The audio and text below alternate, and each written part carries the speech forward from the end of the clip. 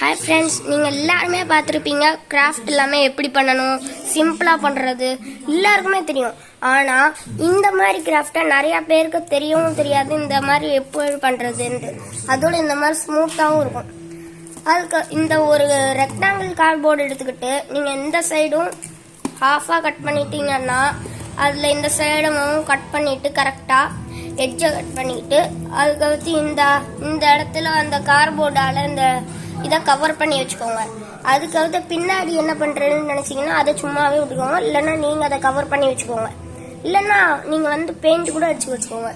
லாஸ்ட்டில் இந்த இடத்துல நீங்கள் பெயிண்ட் அடித்து வச்சுட்டு அந்த எல்லா இடத்துலையும் பெயிண்ட் அடித்து வச்சுக்கோங்க. அப்படின்னா தான் அழகாக இருக்கும். அதுக்கடுத்து லாஸ்ட்டாக நீங்கள் புக்ஸுக்கு எல்லாமே கவர் போட்டுக்கிறீங்களே அந்த இடத்துல.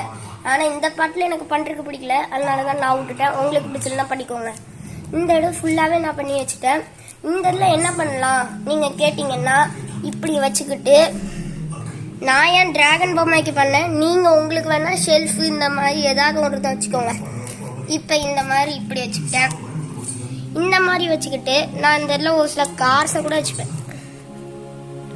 இந்த மாதிரி நல்லா இருக்குல்ல, இந்த மாதிரி வச்சுக்கலாம். எனக்கு இந்த மாதிரி பிடிக்கல, இந்த மாதிரி வச்சுக்கோங்க.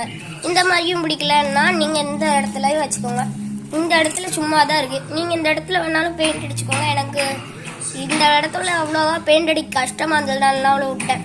ஓகே, இந்த வீடியோ பிடிச்சிருந்ததுன்னா லைக் அண்ட் சப்ஸ்கிரைப் பண்ணிக்கோங்க. பை பாய், அடுத்த வீடியோவில் சந்திக்கலாம்.